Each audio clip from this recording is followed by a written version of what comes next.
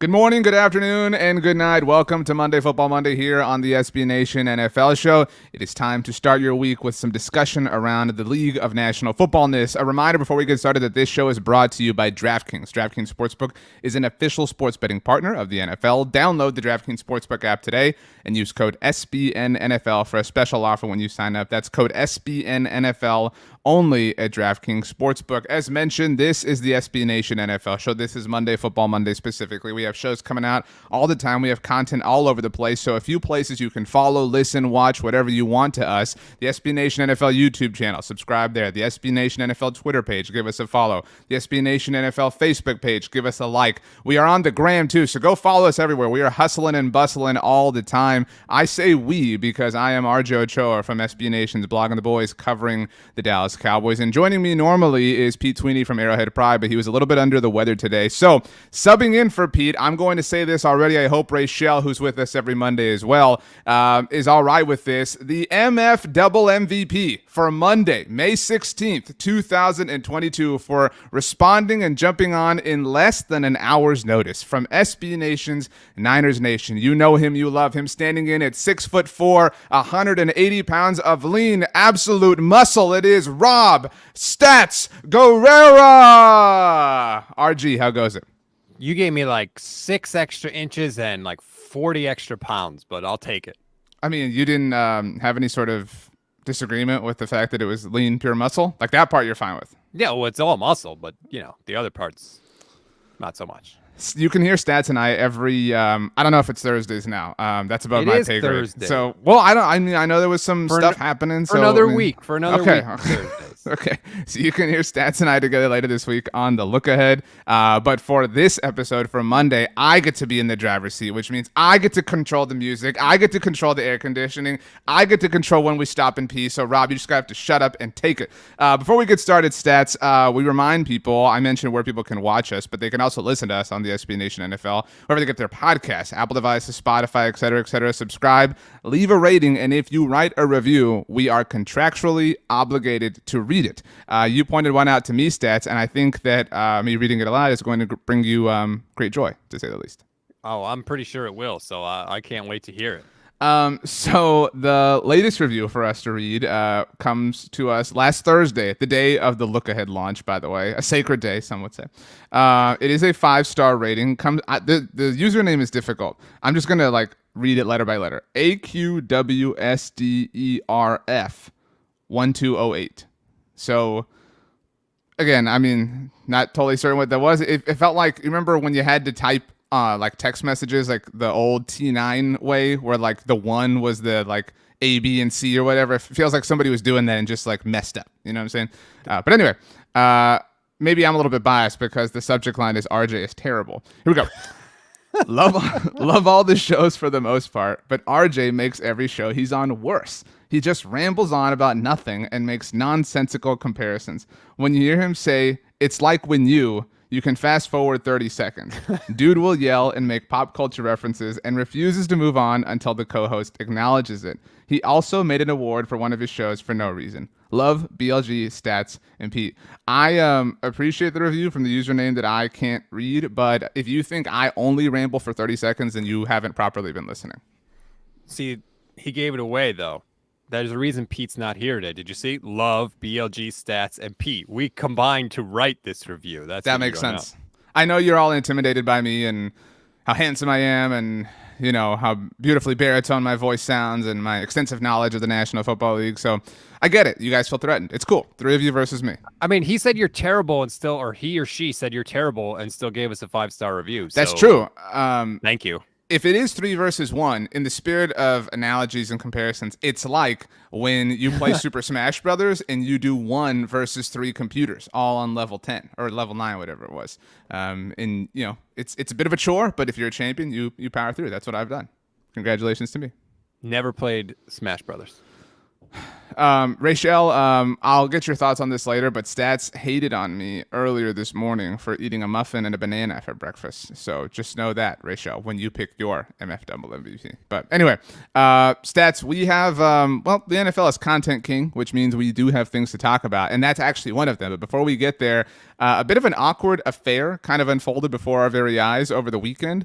I know you took great joy and reveled in this because you hate them for no understandable or objective reason. But the New Orleans Saints have had a weird offseason. You've killed them a lot. You've named them a loser of the offseason. They paid like 14 picks to trade up and draft Chris Olave, who's a fine receiver. But, I mean, is that really worth it? They also handed him, did you see this Marcus Colston's old number? Did you know that? Ooh, that's a shot at Colston. I mean, what's going on? Like, the Saints love to be like, how did Colston never get this love? Blah, blah, blah. Why are you handing out his jersey number? Like, put him in the Ring of Honor. If he doesn't get, any recognition anywhere else, give him some yourselves. But anyway, so over the weekend, or kind of over the last few days, rather, the Saints stats have gone full. Everybody love us. We're just going to give you random reasons to root for us and sign Tyrann Mathieu, welcome home, LSU great, and Jarvis Landry, welcome home, LSU great. So this is literally like remember how people used to say like, well, the Jaguars should sign Tim Tebow, when they had those like blackouts that were happening around them from a television standpoint, reunite him in Florida, et cetera, et cetera. The Saints are actually kind of literally doing that. It's going to be a party in the Superdome, but probably not for a very good football team. And Drew Brees has taken notice. Now, the reason Stats Drew Brees is relevant, I said pretty impressively at the beginning of this offseason that football is going to look very different for us as fans this coming season. The number of announcers who have changed places. I mean, obviously we didn't know this at the time, but just within that realm, Good Morning Football is going to look different. Kay Adams leaving Good Morning Football last week. And so like everything we consume from a football standpoint to a certain degree will look a little bit different next year. And that even includes NBC's studio show of Sunday Night Football as Drew Brees is out. Drew Brees was long thought to be the heir to the whatever top color analyst position that would open up. What hasn't really technically kind of opened up, and it already belongs to Drew Brees. So Drew is seemingly a bit sad. But NBC doesn't care about them because reportedly he is moving on from NBC after 1 year of service. Good. I mean, he wasn't very good. He wasn't good as a studio analyst. He wasn't good as a game analyst. Let's call it like it is. Like, well, he didn't do a ton of games, but yeah, it was not Jason Witten bad, but it was not good. Yeah, and I honestly I worked with Mike Florio for a long time, so I trust a lot of what he says. And what Mike wrote on ProFootballTalk.com was that he was guessing, to be fair, but he said that, this is about money. Brees has a contract with NBC that he probably doesn't want to just walk away from. And Florio said his official position, as stated on Twitter, could be part of an effort to leverage a buyout. And let's be honest, I think that's part of it. And I think also Drew's trying to control the narrative a little bit here, right? Like, he doesn't want to look like he got canned by NBC. He doesn't like that Marchand broke this story in the New York Post. And so he's trying to take back the narrative a little bit.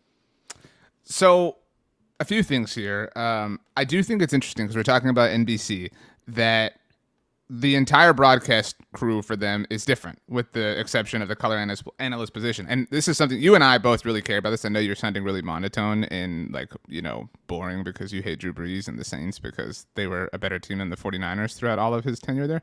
But NBC has in the playoffs. NBC has a new play-by-play voice in Mike Tirico. Granted, not new, like he's been in-house and he's been the heir there for a long time, since leaving Monday Night Football himself. They have a new sideline reporter in Melissa Stark. And so something that you and I had talked about was maybe they just hit the total reset button. Maybe Chris Collinsworth is out. Maybe they get rid of all the PFF stats, when they're doing the Sunday Night Football intros or whatever.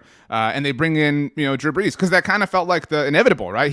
Drew did games with Mike Tirico. It seemed like that's what NBC wanted. They wanted their own sort of classic version. Everybody does these days of Tony Romo. He was not very good. And I maintain that Chris Collinsworth is slept on as a color analyst. He is still the best in the business, which upsets Cowboys fans for me to say out loud. He is so smart and so prepared. Not that anybody else isn't, but I think you're right that Drew's trying to take back the narrative. He has two tweets that he is throwing out into the ether for people to kind of stew on. First, he tweeted stats and posted this on Instagram as well. Man, signing, and he tagged Jarvis Landry and Tyrann Mathieu. Makes me want to come back and play again with not one, not two, but 3 exclamation points. Great additions, leaders, and players. So first of all, your thoughts on this. Is this Drew like trolling? Is this Drew just, coming back at Christmas break during his first year in college, like to, hey, don't forget about me. I'm still a grade. I can still, generate, attention about the Saints. Like, this just felt a little weird, if I'm being honest. No, this one doesn't bother me. Like, I kind of get what he's saying. Like, hey, those dudes are awesome. People always say when they retire, what do they miss the most? They miss the team in the locker room. They miss the relationships. Well, he's just talking about they brought in 2 awesome people, and that makes him want to play again because he misses those kind of relationships. Like, that is fine to me. To me, that's just him like giving the Saints an attaboy type of thing. That's cool. It's the other tweet that I had the issue with. So this comes in the aftermath of the Andrew Marchand report from the New York Post that he's out at NBC, and the whole world's kind of dunking on Brees, like whatever at this point. And Drew tweets out, this was all Sunday, by the way. So appropriately, Drew goes to work on Sundays. Despite speculation from media about my future this fall, I'm currently undecided. I may work for NBC. I may play football again. I may focus on business and philanthropy. I may train for the pickleball tour, senior golf tour, coach my kids, or all of the above. I'll let you know. Drew is still a ways away from the senior golf tour. You got to be 50 years old. I know he's a little bit older, but I mean, let's be patient there, Drew. That felt kind of snarky to me, Stats, and I think you're going to agree. Yeah, that's him. Like, despite speculation, it wasn't speculation by Andrew Marchand. He reported. He wasn't just throwing that out there. And by the way, Marchand has broken like every sports media story. He's the GOAT when it comes to sports media, right? So it wasn't just some random, egg on Twitter throwing this out there. So that's just points back to Brees. Just, he's a little hurt. He got kicked around a little bit, and he looks bad, and he's trying to, put lipstick on a pig, so to speak. Where does he go? Because there was even the thought that after Troy Aikman left, I guess Troy and Joe, that Fox could trade for Brees. We've seen that happen. It's been discussed a billion different times. Al Michaels, Roger Rabbit, et cetera, et cetera. Yes, you can trade for sports media personalities. But Fox...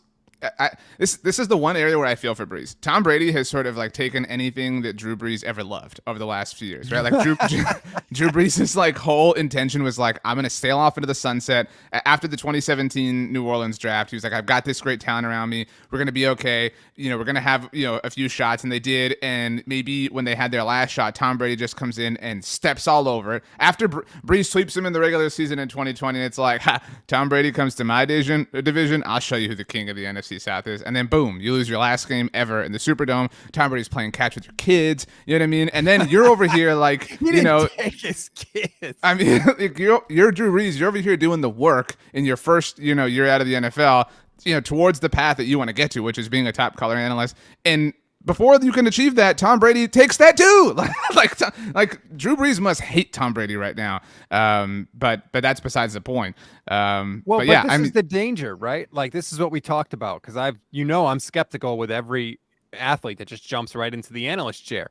We don't know if they can do the job. Everybody wanted Drew Brees to be an analyst when he retired. Everybody. Remember, he signed a deal with NBC before he even retired. That's what I'm saying. Like, Brady has one up that. Like, remember, that was like a big deal that Brees did that, and now Brady has taken that too. But go ahead. But a year from now, we could be saying the same thing. Oh, Fox is soured on Tom Brady. Like, he might not be any good at the job either. But this is why they give all these money to these people, and you don't know what you're getting. And so, okay, now look, think about this, RJ. All the musical chairs we've seen with analysts, right? Amazon needed somebody.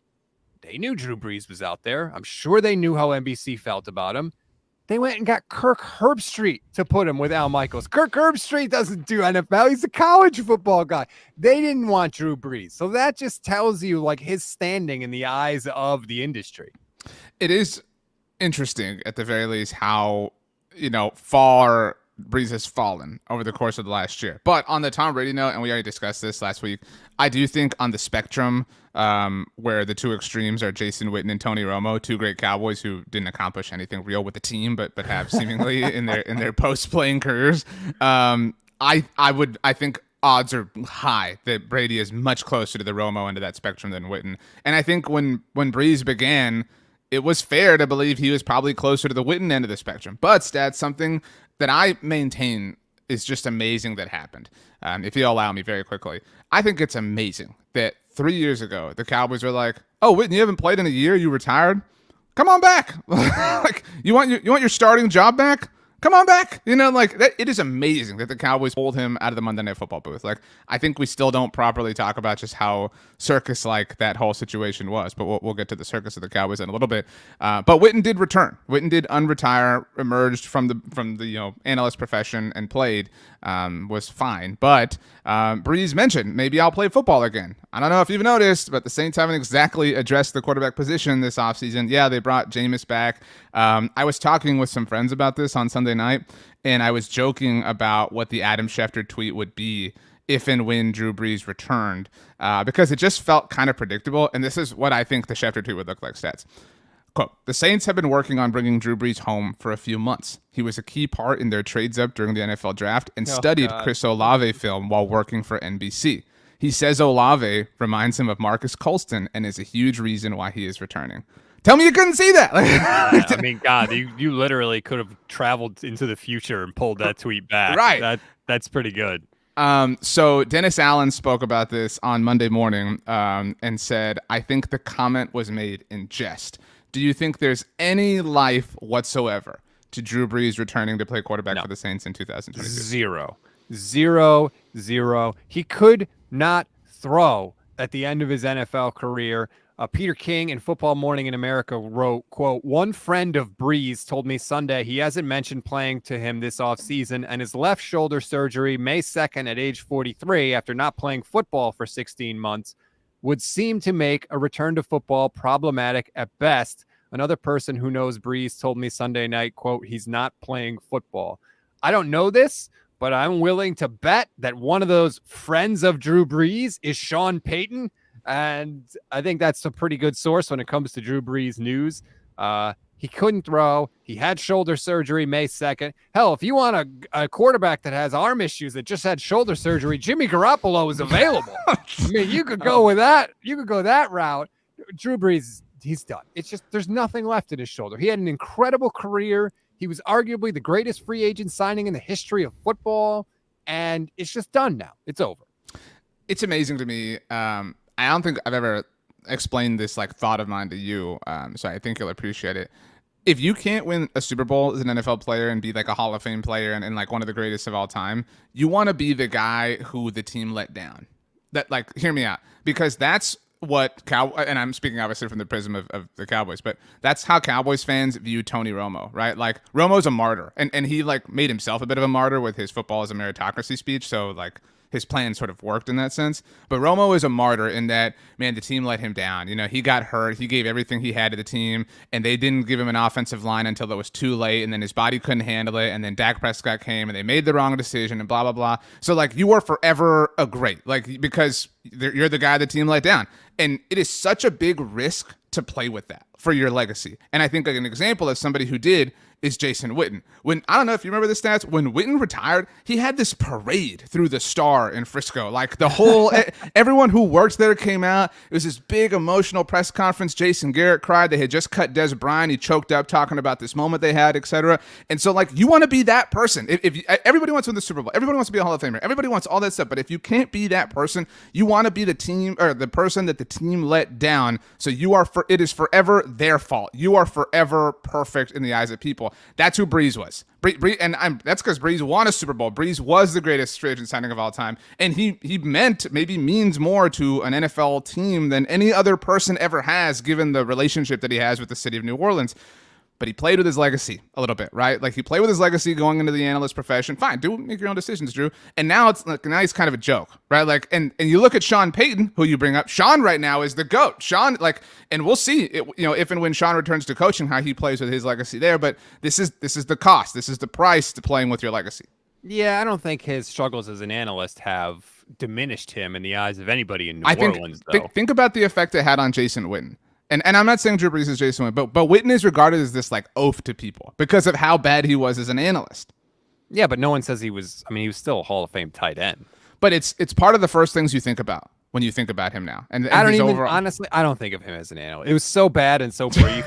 I don't. I think of him as a great tight end. I do think that like Brees doesn't get enough criticism for some of his playoff losses. I mean, he won the Super Bowl and he was great in the game and he deserves all the credit for that. But like you lost to Alex, you got outdueled by Alex Smith against the 49ers in 2011. You lost to an under 500 Seahawks team in the playoffs. as the reigning world champs. That part isn't included enough. You lost to Case Keenum in the Minneapolis Miracle. That's the one that I think like that's where he's like the martyr, right? Like, oh man, if not for Marcus Williams, Right. you know what I mean? Like that would have been his like his rap, if not for. But now he's gone down this path, this fork. You lost to the Rams, and I know there was a bad call, but you got the ball first in overtime, and that further solidifies that he was this martyr. But keep going. even with that horrible call, you got the ball first in overtime, and you could have won that game, and it was entirely in your hands, and you threw a pick, Drew Brees, in overtime that cost your team a chance to win. So I don't want to hear about this bad call because you still could have won the game. Football karma coming back for the, by the way, 2009 NFC Championship when that same thing happened to Brett Favre, which led to the rule change that we first saw.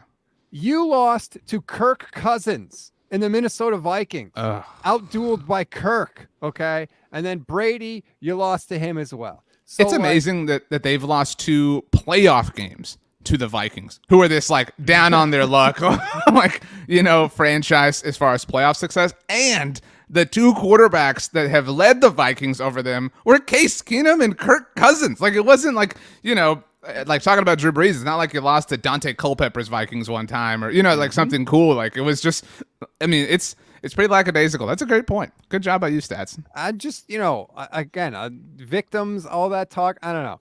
By the way, you know the one Vikings quarterback that Drew Brees did beat in the playoffs? Brett Favre, like you said. How absurd is that? That is wild when you really think about it. Stats, by the way, asked me a trivia question on Friday, and one of the answers was, I believe, Brett Favre. Yes. But he asked me, it was like, hey, I've got a trivia question for you, blah, blah. And I think you thought you were going to stump me, and I literally answered it right away to further brag about me.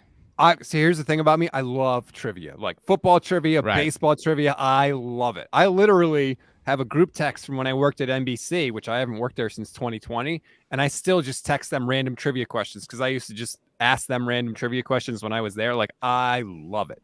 That's the spirit behind that is where the name Stats comes from, just so everybody is aware. Okay, Stats, you ready to move on? Second subject of the day, second of 2.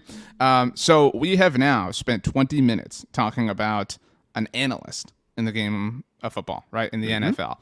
But that's because the NFL is king. The NFL can generate content about anything. Like, and again, you and I have talked about this a lot this offseason about, you know, analysts changing. You mentioned musical chairs. We threw out Kay Adams. Nate Burleson left Good Morning Football. Like, the NFL world is so different. We are literally in the multiverse of the NFL. This is a different timeline. So that being said, that was part of the idea that you mentioned, Football Morning in America, that Peter King wrote about today, and how the NFL controls everything. People say this like, you know what gets annoying to me, Stats, is the trope of something becoming a trope in and of itself. So as an example of that, last week, the most common thing said about the NFL schedule release, and this was said by people and radio stations all over, whatever, blah, blah, like, man, I don't know about you, but I think it's ridiculous that the NFL has made such a big deal about the schedule release. Like, and people think like it's a super original thought for them to say, like, you know, yeah, I mean, the NFL just loves to do this. They love to take something small and turn it into a bunch of things. Thank you for the super visionary take, random sports person. But that's just the NFL's way to roll. They get it.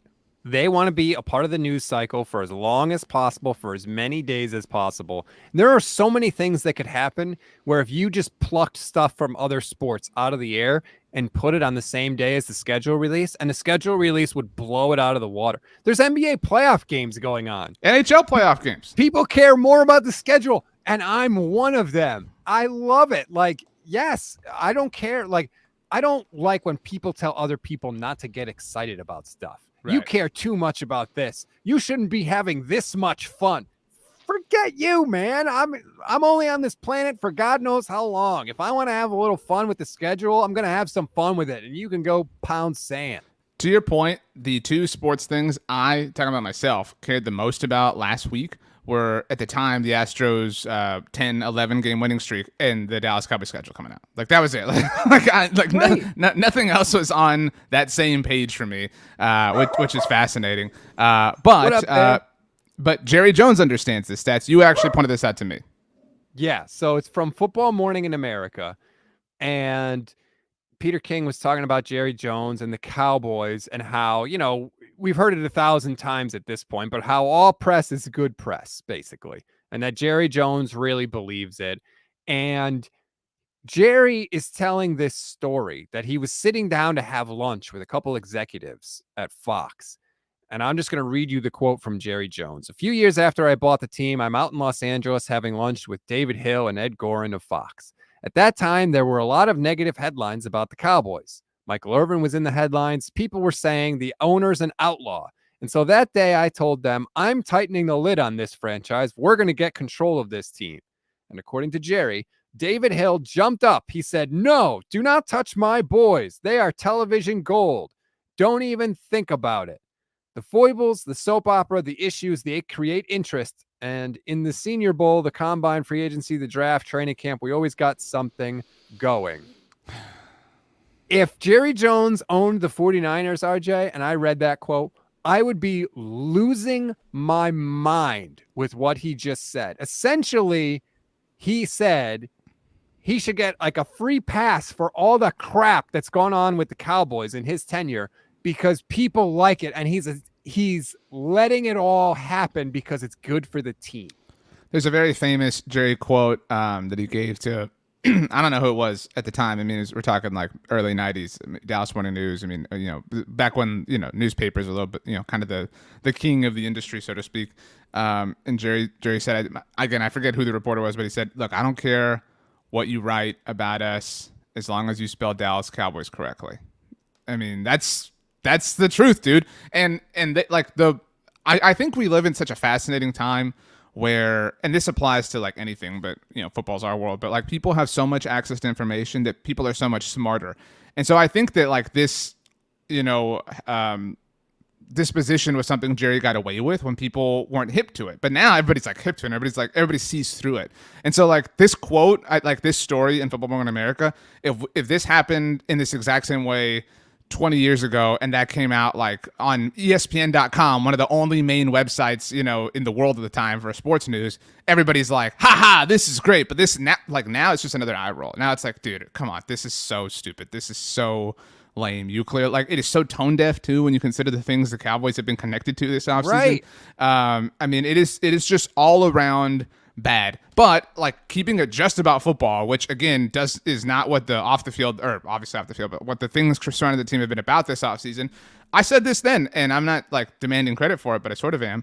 After the Cowboys lost to your 49ers in the wild card round of the playoffs, the very next Friday, so we're talking about 5 days later, Jerry Jones did a radio hit on 105.3 The Fan, the home of the Dallas Cowboys, and was asked very specifically, very explicitly about Mike McCarthy's future, given an opportunity to give his coach a rounding bit of security and vote for the future, and declined. He would not commit to Mike McCarthy. So what that fed the idea, is Jerry going to move on from McCarthy? The Cowboys lost to the Niners in the playoffs, so he's going to get fired whenever. And guess what? And because of the Cowboys, the A block or whatever for every Sunday countdown show was for the divisional round of the playoffs, while your Niners are getting ready for the Packers. Or I guess at that point had already beaten the Packers, but still, like while all these actual playoff games are getting ready to happen, of course every show's got to talk about, are the Cowboys going to move on from Mike McCarthy? And then I don't know how well you remember this. It was a few months ago at this point. Next week, Mike McCarthy goes on the Rich Eisen show, and he's all pissed off. And then Jerry comes back and is like, "You guys did this." He's telling the same radio station,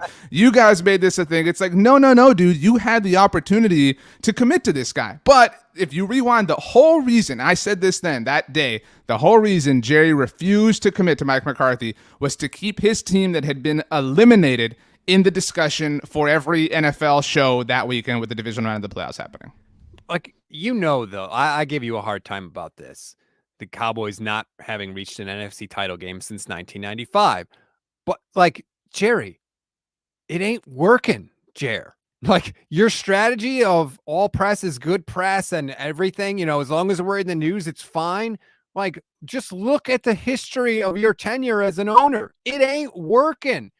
He gets rid of Landry and he brings in Jimmy Johnson, who was a Hall of Fame coach, incredible, was light years ahead of everybody else when it came to the draft and understanding the draft picks and the value and all of that stuff. People still refer to the Jimmy Johnson draft trade chart, and he hasn't coached in the NFL in like 50 years.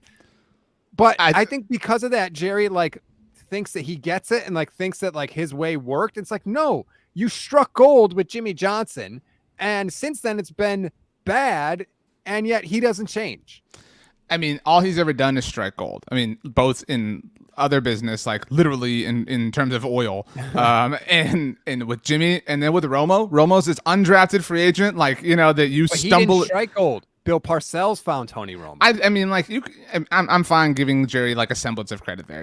I'm cool with that. And Dak, their greatest accomplishments have been accidents. You know what I mean? Yeah, Dak, who they didn't want. They wanted Paxton Lynch. And Connor Cook. They tried to trade up for Connor Cook in the fourth round of that draft. I mean, that's my point. But you mentioned Jimmy. This is why I am so checked out on these dudes. For years, and you know this, you keep tabs on the NFL obviously as a whole. For years, it's been, Jimmy's going to go to the Ring of Honor someday. Jimmy's going to go. Jerry, I wonder who has full authoritative control over that. I wonder who decides who goes into the Ring of Honor. And then a year and a half ago, when it was announced at the Super Bowl that Jimmy was a part of last year's Hall of Fame class, actually it was 2 years ago. He had to wait. Because of the pandemic, obviously. So he finally went in last year, and in the entire lead up to the Hall of Fame, I don't want to take away from Jimmy going into the Hall of Fame with the Ring of Honor. And then Jerry takes his chance to get his in the lead up to the Hall of Fame game. They were on Fox together, both wearing their gold jackets. And Jerry says he's going to go into the Ring of Honor. And all the same Cowboys fans who hate Jerry Jones, blah, blah, they come out see, Jerry's going to do it. He's going to put him in the Ring of Honor. Win!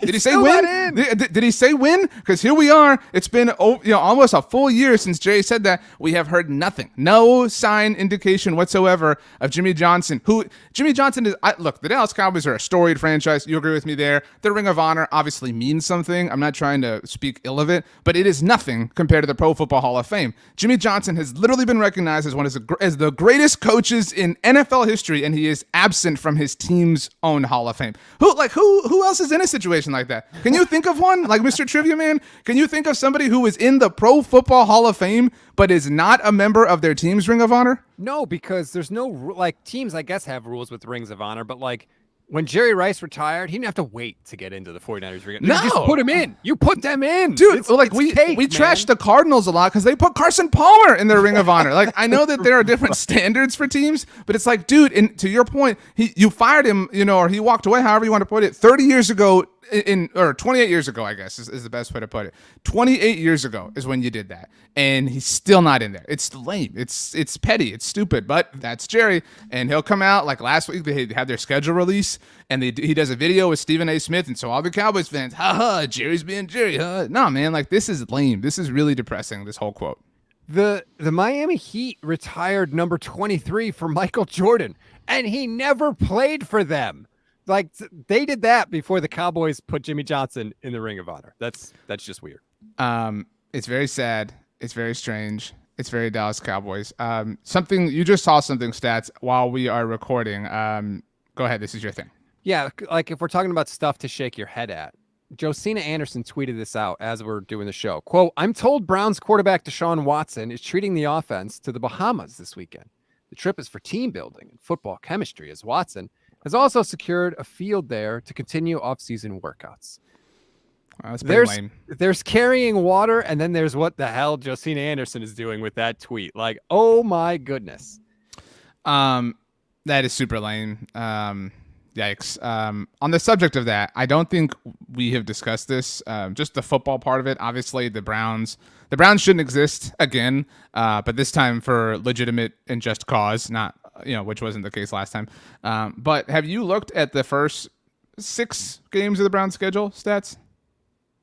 No. So, I think that's an interesting number just because, Deshaun Watson may be suspended, right? Like we don't know that. We don't know how the NFL is going to roll. And I would say there's precedent, but there is no precedent. Like the NFL treats every situation however it wants. Like God. So if you look at the Browns schedule, and this is a team who the team itself is hyping up as being this would-be contender, massive contract for a quarterback. Again, he is seemingly a terrible person, which makes the whole situation disgusting, as we've discussed many different times. But these are the first 6 games of the Browns schedule. At the Carolina Panthers, that is a noon game. Actually, I'll get to the times in a minute. At the Panthers, the Jets at home, the Steelers, that's week 3. That is on Thursday Night Football on Amazon. Week 4, Atlanta. Week 5, the Chargers, and the Atlanta games in Atlanta. And week 6, the Patriots. Of those first 6 game stats, I mentioned the Steelers game is on Thursday Night Football. That's week 3. The other 5 are at 1 o'clock. In fact, if you want to go to week 7, 6 of their first 7 games are at 1 p.m. Eastern time, which to me smells a lot like the NFL bearing them in your Sunday noon kickoff window because Deshaun Watson might not be there. If you look at their schedule, they only have 2 games that aren't scheduled for 1 p.m. They had the Thursday game, like you said. They have a Monday nighter against Cincinnati in week 8. Obviously, that's not at 1 p.m. on Sunday. The rest of them are all 1 p.m. Sunday. Every single one. Well, except for week 18, which is TBD for every team. Right. Well, but that's everybody. Right.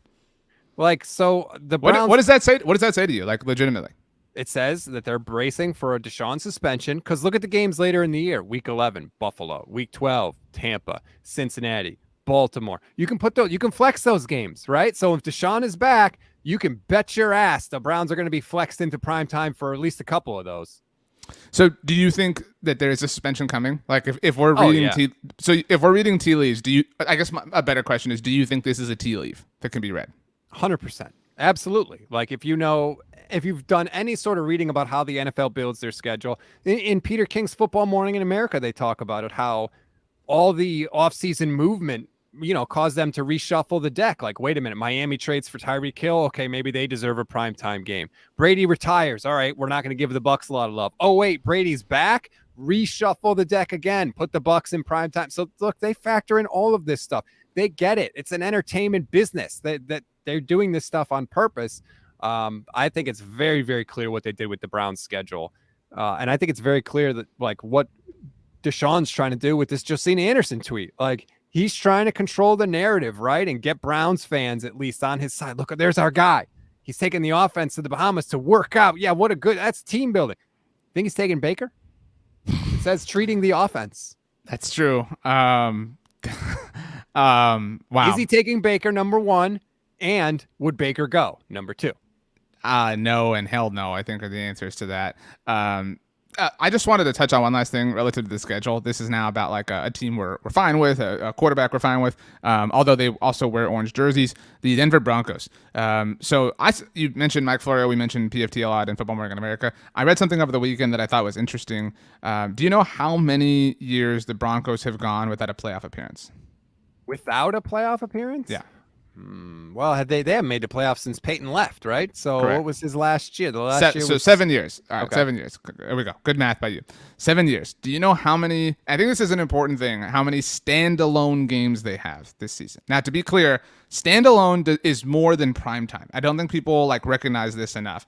A standalone game is you're in the afternoon window on Fox or CBS, for example, and there's nothing really else going on around you. The Cowboys generally have a lot of those because they're the Cowboys, obviously. So in some instances, those standalone games actually do better ratings. Like we've seen the afternoon window for Fox and CBS outperform even Sunday Night Football. But so do you know how many standalone games the Broncos have? Well, I know that they're in primetime a lot early in the year. Standalone, I'll say 9. 7, but they actually lead the NFL with 7. And so that being said, that is a big bet on the NFL. That's what Florio wrote about. They are really, and they are mostly at the beginning of the year, to your point. So if the Broncos suck, their suckiness won't be on display. But that's a big commitment to make to the Broncos by the NFL. And the whole you mentioned the schedule making and the trade for Tyreek Hill. The schedule makers said in all their interviews, you can't draft your way into prime time, whatever, blah blah. But you can buy your way, right? You can trade your way into prime time the way the Dolphins did, the way the Broncos did. You can definitely fast forward your timeline that way. Absolutely. It's name recognition, man. If the Saints, if Drew Brees came back to the Saints, you can bet they would be flexed into prime time at least one extra time. Like that's just the way it works, man. Interesting. Did you see, by the way, I'm sure you loved this, the photo that Russell Wilson shared over the weekend? No. Why? What was it? Well, so first of all, I saw the Broncos shared a photo of Russell. I'm sure you've seen the like super famous photo of Peyton with like 1 foot in the hot tub or whatever, watching an iPad with his Broncos helmet on. You seen this before? Yeah, I think so. So they shared a photo of Russell doing the same thing. So like, ooh, he's following in the path of Peyton, the sheriff, blah, blah, whatever. So Russell shared a photo of himself watching film, and Peyton. So like Russell's like sitting on like an office chair in the film room, and Peyton is standing behind him, like kind of like, you know, pressed down on the table, super into it, and they're watching and discussing film together. Russell titled the photo, "Our Obsession." And he capitalized the word obsession. So like both O's were capitalized. So it's clearly a title. Let me just ask you that's Russ being Russ. He's all about the show. Do you think that the Russell Wilson tenure in Denver will be anywhere near as successful as the Peyton Manning tenure in Denver? Because I don't. Not by a long shot. Define success. I mean, Peyton got to 2 Super Bowls. He won one of them. I don't think Russ is winning a Super Bowl with the Broncos. I don't even think Russ is getting to a Super Bowl with the Broncos. Well, but like that's what I'm saying. Like for me, like when Peyton signed with the Broncos, I did not expect much, and I don't think we knew what to expect. You know what I mean? And then they just kind of blew up out of nowhere in 2012, and then they had that really bitter playoff loss to the Ravens in the Jacoby Jones play, and so but then the next offseason in 2013, that was when they signed Wes Welker. And that was when it was like, okay, holy crap. Like, they might be serious here. And that, so like, to me, that also is a part of the success. They were, at one point in time, they fielded the greatest offense in NFL history. I realize that has since been outdone. But, I mean, so, like, if we're defining success and including that, probably not. If we're defining success as, like, how many games they won, I mean, Peyton was there for 4 years. 2012, 13-3. 2013, 13-3. 2014, 12-4. 2015, 12-4. But I do think in some ways it was a bit of a failure like when you did not know that's what you were getting out of Peyton Manning, obviously, when you signed him, which is amazing when you think about it. But like you trashed the Saints and Drew Brees for who they lost to in the playoffs. Look, these Broncos lost to the Colts and the Ravens. Like, you know what I mean? Like they should have won multiple Super Bowls. Like when we look back at who those teams really were, that's, you know, really sad. You think the Peyton Manning tenure in Denver was a failure? 45-12. I think 140 touchdowns in 4 years with just 53 picks. An MVP for Peyton Manning. I think when you talk about, like, I think Peyton individually went Thanos mode in Denver, to be very clear. It's like that should be said. But I think considering that, the Broncos overall maybe weren't a failure, but didn't live up to what like a Thanos should have accomplished. Like the fact they have one title to show for that is, I mean, they have 2 AFC championships. I get it, but like one title, that's it. It's one amazing that like the one title loss was to Russ, of course, by the way. So, yeah. Well, here's the thing. I knew that Denver was not winning that Super Bowl against Seattle because poor Peyton couldn't throw by that point, and the Seahawks defense was like, we ain't scared of you. We're going to jam the hell out of your receivers, and then we're going to come and get you. Well, and there was the very first play, the like missed snap that went for the like from that moment, it felt off. And then, but like that was just one of those games like everything goes your way. They had the Percy Harvin return to start the second half. Like everything was just crazy for Seattle that day. I mean, he beat Brady twice in the playoffs, which how many people could say that? Like, I don't look at it as a failure at all. They made the Super Bowl 50% of the time he was there. They didn't even know if Peyton Manning could throw the ball while he was there. So Russ has no chance to bring it back to present day. Russ has no chance to be anywhere near as successful as Peyton Manning. It'll be fine. He'll win a bunch of games, but he's not touching what Peyton did with the Broncos. Russ has never even gotten an MVP vote, let alone win an MVP. Peyton won one with the Broncos. Russ's teammate, who was a big part of that Super Bowl loss of the Broncos, has gotten an MVP vote, though. Shout out Tony Dungy, of course, and Bobby Wagner. Anyway, okay, last thing before we officially hand out MFW MVP stats, can you name who the MVP was of Super Bowl 48? Malcolm Smith. Okay, just making sure. He played for both of our teams. You know, it's not often that you can say that about a player. The weird play, sorry. The play in the NFC Championship game where Richard Sherman breaks up the play. He tipped it. Throw to Crabtree. Sherman. Crabtree, Crabtree, he caught it. I'm sorry. Malcolm caught it, right? Sherman, Crabtree, and Malcolm Smith, everybody involved in that play, ended up playing for the 49ers. Well, Crabtree was already on the Niners. Right. So it's just weird. Like one of the most memorable plays in 49ers playoff I think history. that's just to very quickly tie a bow on this, some people have floated out the Cowboys signing Jared Cook as a secondary tight end option this year. I would feel so conflicted because he had the 3rd and 20 reception against the Cowboys as a member of the Packers 6 years ago. But so for me, it would have been very weird to have Richard Sherman play for the Niners, or even Malcolm Smith play for the Niners, or for the Broncos to have Russell Wilson play for them. That's awkward. I don't know that I would be able to get over that. I can't think of maybe T.O. is the best example in Cowboys history, but it would be weird. It was weird for me with Sherman. I still didn't love it, but he was an All-Pro his first year, so you get over it a little quicker. Okay. Rachel, the time has come to hand out MF double MVP. I am eligible for the award despite handing it out to Stats already, but if you could hand it out and give us your reasoning, that would be wonderful. I think it's only right. We have to give it to Stats. And I think this is his second time getting it. That's right. That is right. Every time I'm on this show, I win MF double MVP. Literally. Boom. Stats, look, I graciously gave it to you early on. This is Pete's fault, really, if we're being honest, Rachel. He was feeling under the weather, but yeah, I hope he gets better, but I'm saying it's his fault because of the immediacy that we needed Stats that sort of allowed for him to be. Stats is really only MVP by existing. He offered nothing really relevant. He's always prepared. He's literally always ready. Gotta get it. All you're saying is all I got to do is show up and I'm the MVP. Rachel, I do want to let you know, maybe you want to reconsider your vote. So I told Stats, like I mentioned earlier, that I had a muffin and a banana for breakfast because we were talking about this before the show started. I'm going to tell you what exactly he told me. All right. Are you ready for this? So I said, I have a muffin and a banana. So what do you want me to do? His exact Slack message to me: I'd like you to grow up. My 2-year-old daughter had literally the exact same breakfast this morning. This is a breakfast that you often eat, Rachel. So how do you feel about Stats saying that to us? That is a go-to breakfast combination. Come on, Stats. What are you eating for breakfast? That's what wait till you hear this. It's not important what I'm eating. Make him answer the question. Make him answer, please. We want to hear it. Fruit Loops. What? What? And that's not childish? Look, I followed my nose. What do you want from me? Fruit Loops. Do you want to recast MFWP ratio? I mean, I'm just asking. I mean, no. I'm not gonna recast it. Okay. Fair and square. Fine. Stats, thank you for joining us for pinch hitting today. The final, however many words you want, belong to you. Make them great, or everybody will be sad. I'm like Randy Moss when he would go out and have 2 Big Macs and French fries and then go out in the game and throw up 140 yards and 2 touchdowns. That's basically me when I pinch hit on this show. Also a 49ers great, Randy Moss. All right. That's true. Thanks a lot, everybody. Have a great week.